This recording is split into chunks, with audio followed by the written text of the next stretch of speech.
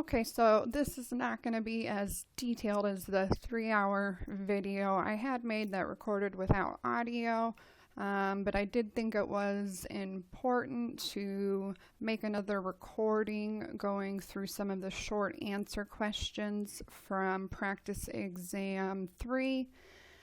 Because it's very important moving forward that you have a more solid understanding of these concepts.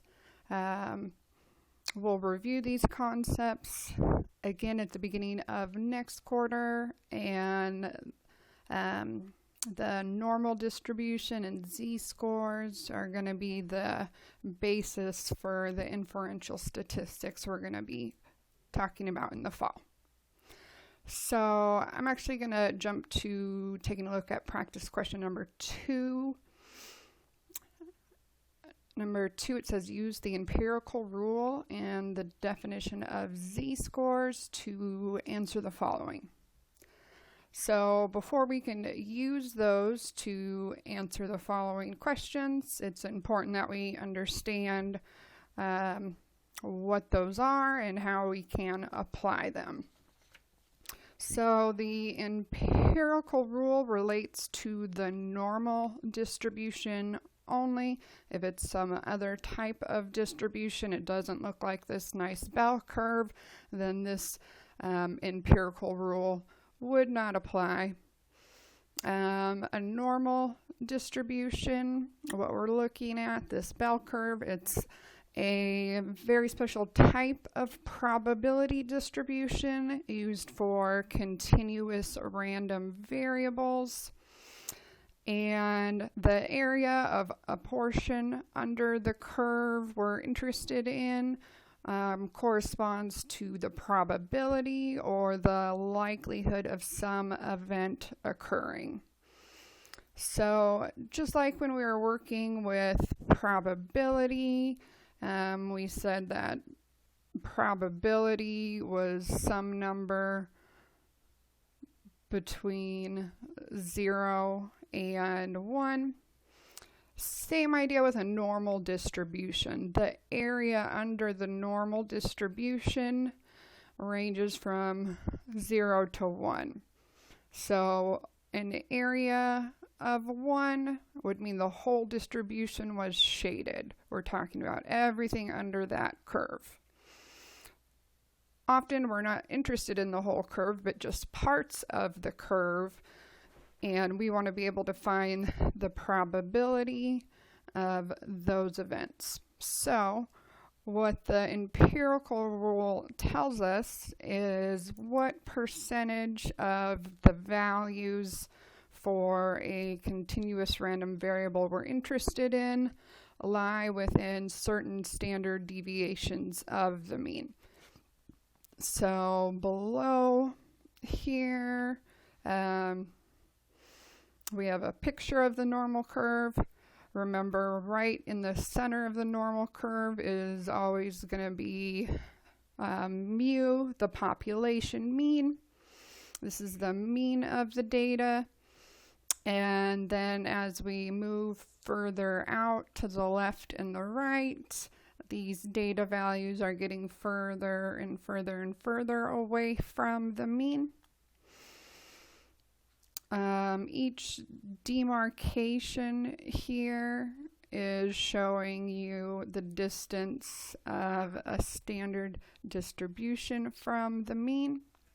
So what the empirical rule tells us is that about 68% of the values lie within one standard deviation of the mean. So here they would be talking about just this middle white part that's shaded. About 68% of all values in whatever we're measuring or looking at are going to fall within one standard deviation below or above the mean. And we also know that about 95% of the values lie within 2 standard deviations away from the mean. So down here, we would be looking at just this middle area. This would be showing all the values, including the mean, one standard distribution away from the mean, up to 2 standard distributions away from the mean. So we know that 95% of the data values are always going to fall within this range. 95 is a big amount, so almost all of the data values in a distribution should fall within 2 standard deviations of the mean. And that's a demarcation we can also use to tell when we're looking at a value, whether that value is usual or unusual. Is it something we would expect to see, or something really extreme that we wouldn't expect to see? And that's what they're getting at when they ask you questions about, is this data value usual or unusual? So how you make that determination is by looking at how many standard deviations from the mean that value is. So if a value is to be considered usual, that means that that value is less than 2 standard deviations from the mean. If a value is unusual, that means that value is greater than or equal to 2 standard deviations from the mean. So usual, it is less than 2 standard deviations from the mean. We're looking at all of that area there under the curve. Unusual means it lies outside 2 standard deviations from the mean. So it would be somewhere in these dark gray areas. It'd be very far away from the mean, and so we would say that is unusual to get that type of value. So the z-scores also relate to this.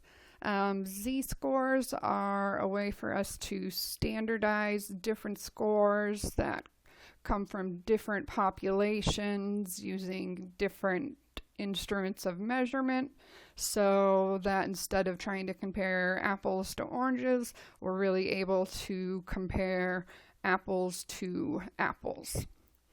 So if we're looking down here at the distribution, if we're thinking about it in terms of z-scores, the mean right in the middle, mu, has by definition a z-score of 0.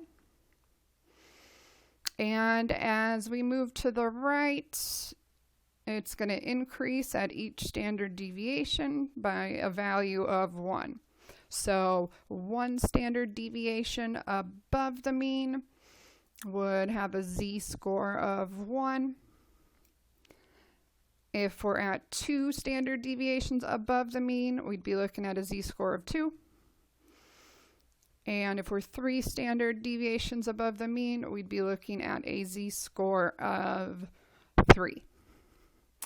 And you don't see it on this curve, but it does go on from this point. You could be 4 standard deviations away from the mean, 5 standard deviations away from the mean, and it keeps going. With drawings of normal curves, it sort of looks like at the end here, it comes down and meets this horizontal axis and stops, but that's actually not the case.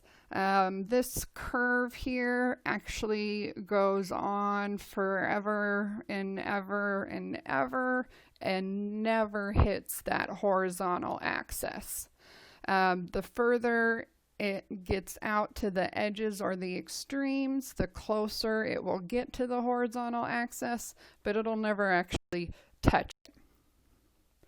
So for z-scores, if I go back to the middle, mu, our mean, has a z-score of 0. And if we move to the left of the mean, we're now looking at values that are below the mean. So if I move 1 standard deviation to the left of the mean, that would have a corresponding z-score of -1. If I move a second standard deviation to the left, this would have a corresponding z-score of -2. And 3 standard deviations to the left would have a z-score of -3. So it's okay to have negative z-scores. There's nothing wrong with that. All the negative does is indicate that the value was below the mean. So any value above the mean is going to have a positive z-score, whereas any value that is below or less than the mean will have a negative z-score. Okay, so back to problem number 2. So it says on a standardized math test, the time it takes to complete the problem is normally distributed. The mean time is 2.3 minutes, and the standard deviation is 0.4 minutes. So the first thing we're asked to do in part A is to label the normal curve. So we're going to be labeling the mean and the values for up to 3 standard deviations above and below the mean.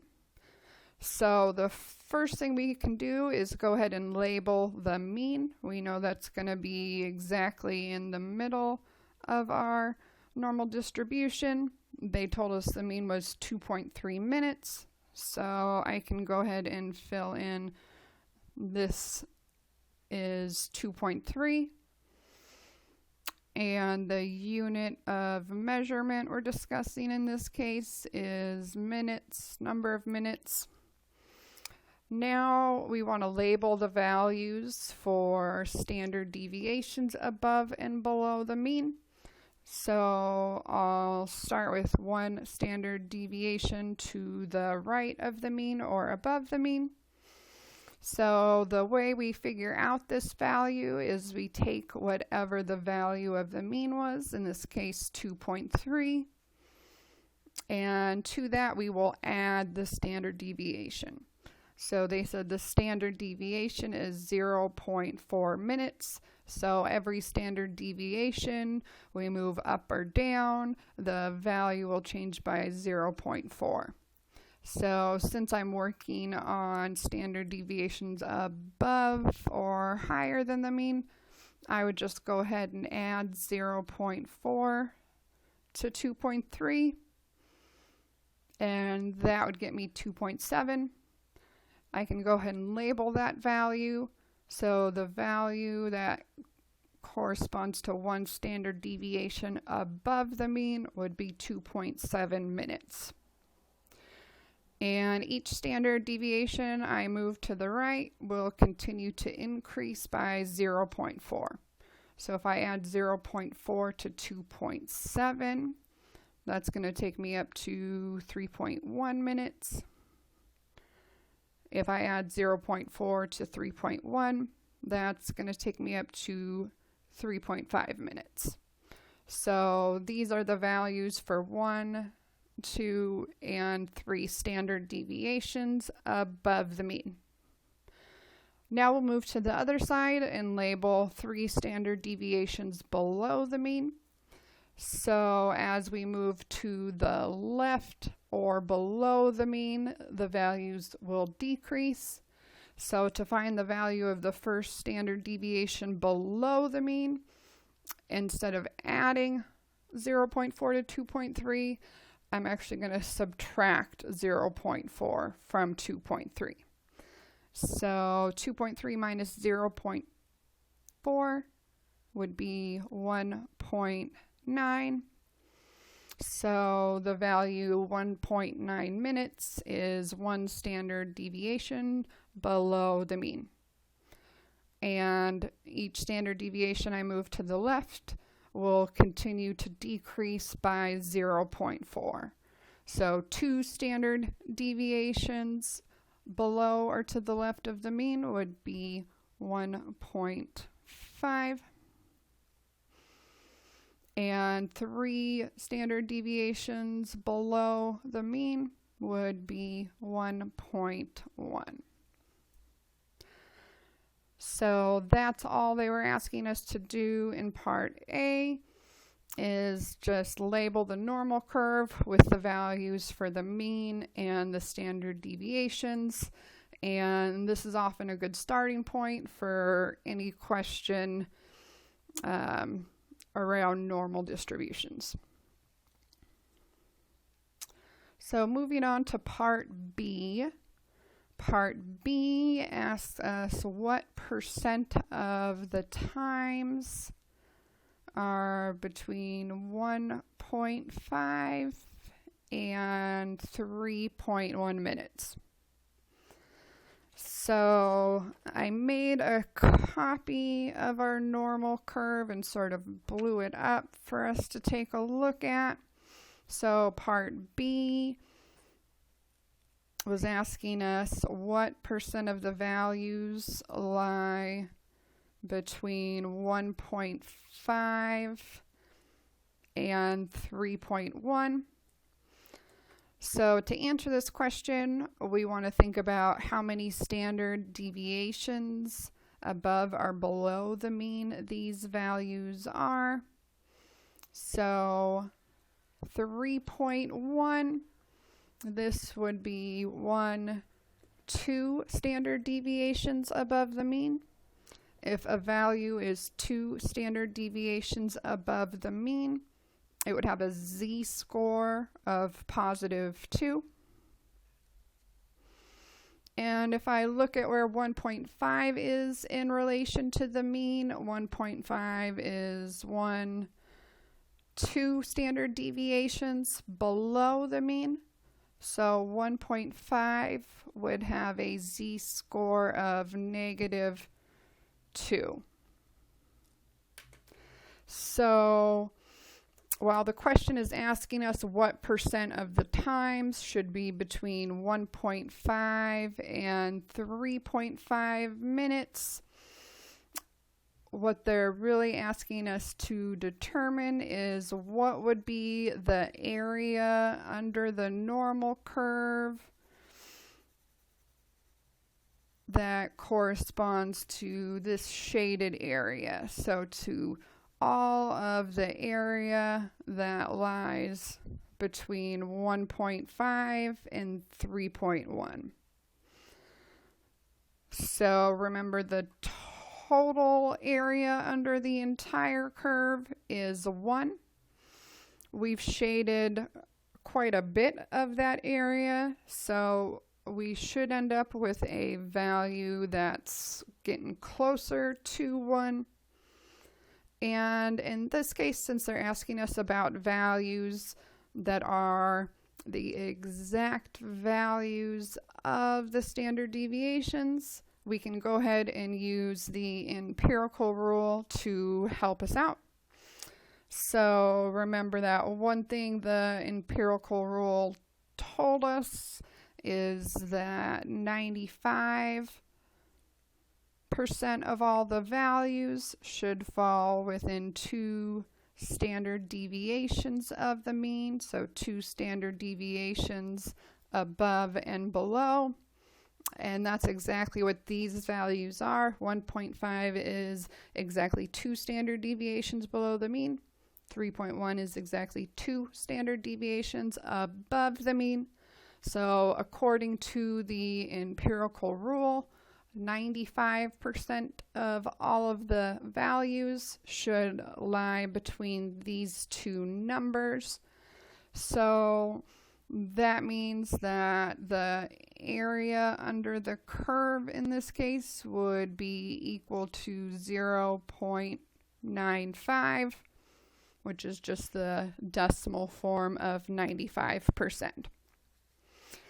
So that would be the answer to part B. What percent? It's 95%. And I'm just writing 95%, but keep in mind if this were an exam question, you would want to answer it in a complete sentence. And you always want to use what's called IQIA, and that stands for include question in answer. So that means as I begin to answer the question, I'm going to rephrase the question as a statement. So here the question is, what percent of the times are between 1.5 and 3.1 minutes? So my answer will begin with that information and the answer. So I don't want to just say 95% or 95% of the time. I want all the information. 95% of the times are between 1.5 and 3.1 minutes. And I do have the answer key posted online in Canvas, so you can always check there to see how I worded the answer to any of these questions here on number 2. Okay, so moving on to part C. C asks us what percent of the times are greater than 3.1 minutes. So again, I'm going to have us look back at a picture of the normal curve for this distribution. So again, that question was asking what percent of the times are greater than 3.1. So that means we're interested in the area below the curve that is to the right of 3.1.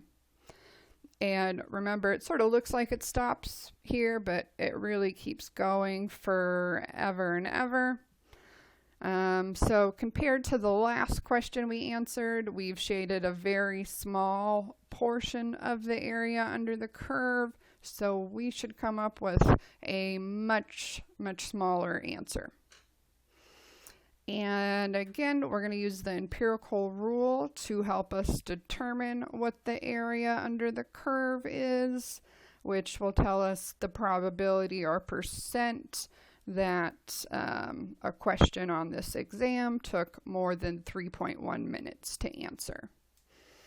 So 3.1 from the mean, it's 1, 2 standard deviations above the mean. And again, what we know from the empirical rule, and we talked about in the previous question, is that 95% of all the values are going to fall within 2 standard deviations above and below the mean. So 95% of the values are going to be in this middle area here between these 2 points. So if we think about what is left over then for the area outside these points, since the middle is 95%, that would leave us with just 5% left over. So this area to the left of 1.5 and this area to the right of 3.1 would have a total area of 5%. For this question, though, we're only interested in this right area. We only want to know about times greater than 3.1. Since we know a normal curve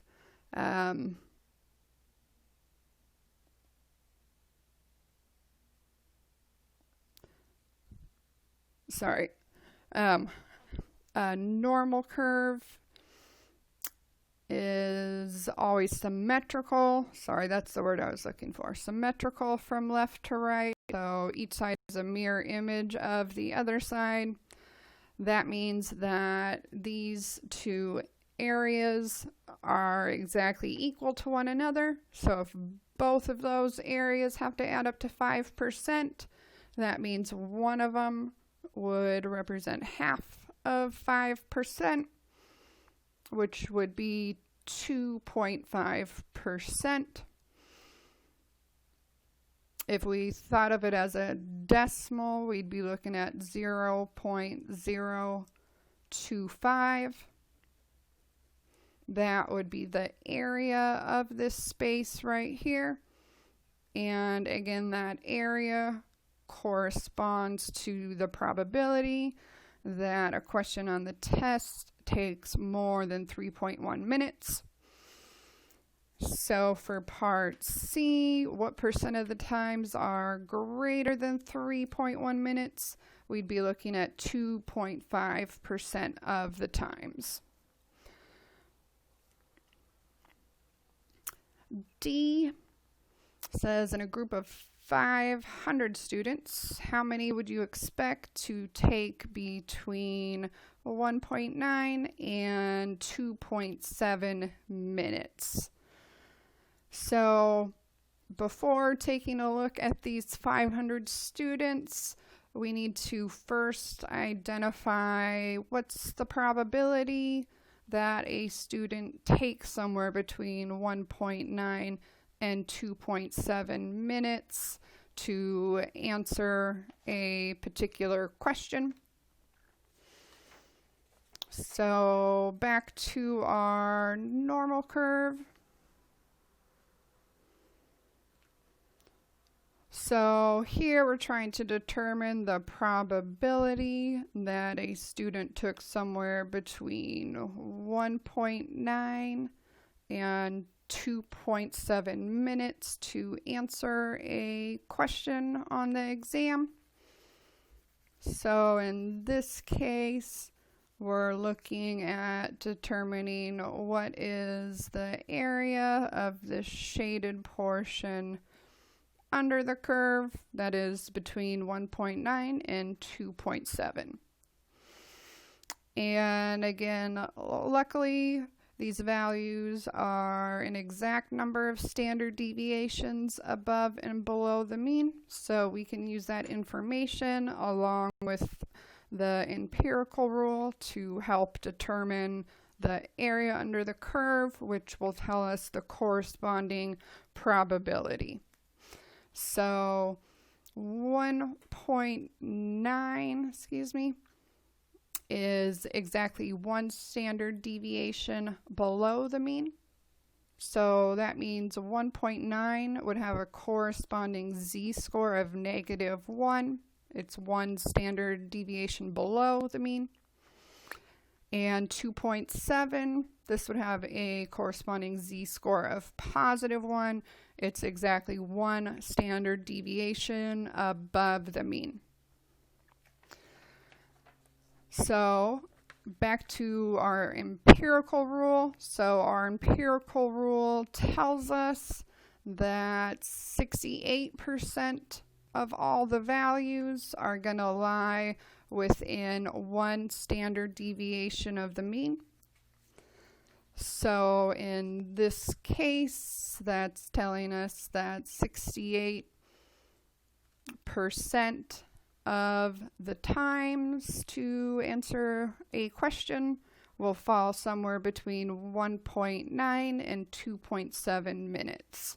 So this area that is shaded green would have an area of 0.68, which again corresponds to a probability of 68%.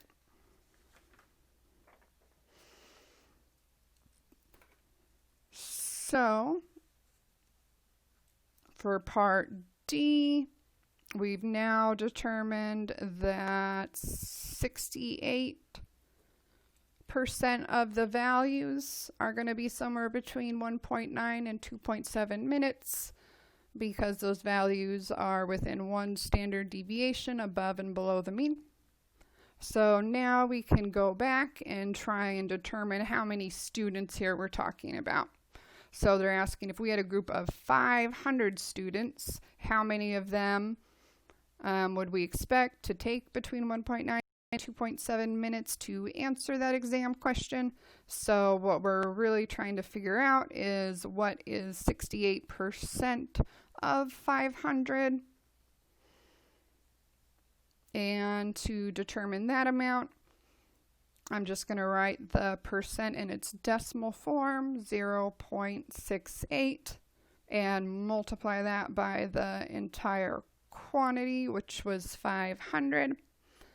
So 0.68 times 500 would equal 340. So that tells us in a group of 500 students, we would expect that 340 of those students would take between 1.9 and 2.7 minutes to complete the problem. E says in that same group of 500 students, how many would have unusual times? So if you remember at the beginning of the video, I talked about how we decide whether a value is considered unusual or not, and that has to do with how far away from the mean it gets. The further away from the mean a value gets, the more unusual it is. And in this case, we can determine that a value is unusual if it's more than 2 standard deviations above or below the mean.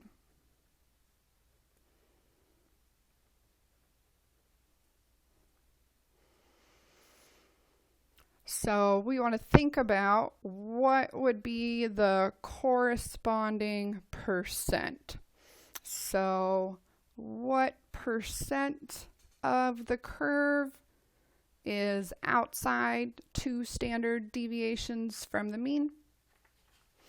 So looking back at one of the normal curves we had used, we said that we know for sure that 95% of the values fall within 2 standard deviations of the mean. So that means that 5% of the values fall outside of 2 standard deviations from the mean. So this means we're looking at 5%. So we would expect in any group that around 5% of the values would fall more than 2 standard deviations from the mean and thus be considered unusual. So we're still looking at a group of 500 students. We know that 5% of those 500 students are going to end up with unusual times. So I need to determine what is 5% of 500. So I'll take the decimal form of 5%, 0.05, and multiply it by our total quantity, which is still 500. And when I multiply those together, I end up with 25. So what that tells us is that in a group of 500 students, we would expect around 25 of those students to have an unusual time, which in this case would mean it was either less than 1.5 minutes or more than 3.1 minutes. So 5% of the students either answered the problem much quicker than everyone else or much longer than everyone else. F says, what would be the z-score for a student who took 3.0 minutes for the problem and would this be unusual or not? So if we look back at our distribution, we don't have an exact place for 3.0. Because it's not an exact number of standard deviations above or below the mean, we're not going to be able to use the empirical rule to determine its probability or the percent. We do know if we look at the number line, 3.0 is going to be somewhere around here. It's going to be just to the left of 3.1. And we earlier determined that 3.1, because it was 2 standard deviations above the mean, it would have a z-score of +2. So if I'm trying to find the z-score of 3.0, since that's just to the left of 3.1, which had a z-score of 2, we should get a z-score that's just a little bit less than 2 for 3.0 because we're a little bit closer to the mean. So in order to calculate the z-score, we're going to use a z-score formula. Definitely something you'd want to have in your notes for the final exam, along with the percentages from the empirical rule. Next quarter, you're going to be introduced to a ton of new formulas. I don't expect you to memorize all these formulas. You'll be allowed to use a formula sheet on exams. However, the z-score formula is something that you eventually want to have memorized. So, formula for a z-score. Z-score is equal to x minus mu divided by sigma. That's another thing you're going to want to get familiar with as well. The names for different Greek and Latin letters and what they represent.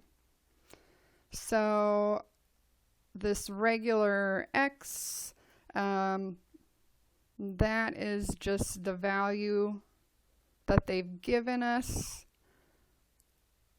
or they're asking us to find the z-score of. Mu, again, that is the mean, and it's specifically the mean of the population, not of a sample.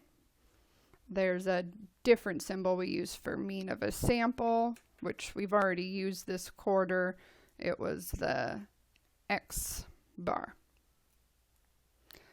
Okay, and divide by sigma, which is the standard deviation for the entire population.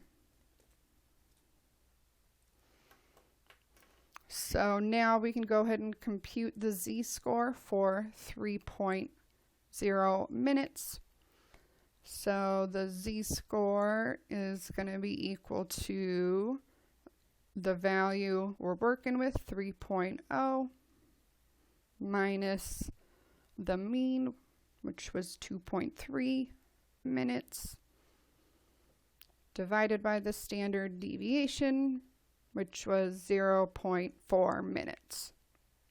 So from here, we just need to enter this into the calculator to get our final answer. And just as practice, I would definitely try putting this into your calculator and make sure you are coming up with the same answer, because how you put this in your calculator can make a difference in the answer you get. So you should end up with a value of 1.75, and that should make sense. We said that we should get a z-score that was a little bit smaller than 2 standard deviations, because 3 is just a little bit less than 3.1. So to get this z-score, you can enter it 2 different ways on your calculator. So one way is you can do it in 2 different steps. So I would type in 3.0 minus 2.3 equals, and then divide that value by 0.4. If you want to enter it all in one step, then you want to make sure that you have parentheses around the entire top of the fraction, so that the entire quantity on top is being divided by 0.4. What happens if you don't have those parentheses included is your calculator thinks you're asking it to figure out what is 3.0 minus 2.3 divided by 4, which would be a different answer because the calculator would only be dividing 2.3 when we want to be dividing the result of 3 minus 2.3. So again, I would just make sure you're comfortable entering that into your calculator or whatever software you're using. So that's going to be our answer for the first part of the question. What would the z-score for a student who took 3.0 minutes on the problem? So to answer it, we can say that the z-score corresponding to 3.0 minutes would be 1.75. Second thing they asked is, would this be unusual and why? So remember, when they're asking about whether a value is usual or unusual, that it's referring to how many standard deviations from the mean that value lies. So to be unusual, remember, that means the value is more than 2 standard deviations above or below the mean. And we have calculated the exact z-score. So here I'm just looking to see, did I end up with a z-score that is bigger than -2 but smaller than +2? And we did. 1.75 is less than 2 standard deviations from the mean. So to answer this, we can say this z-score would not be unusual because it's less than 2 standard deviations from the mean.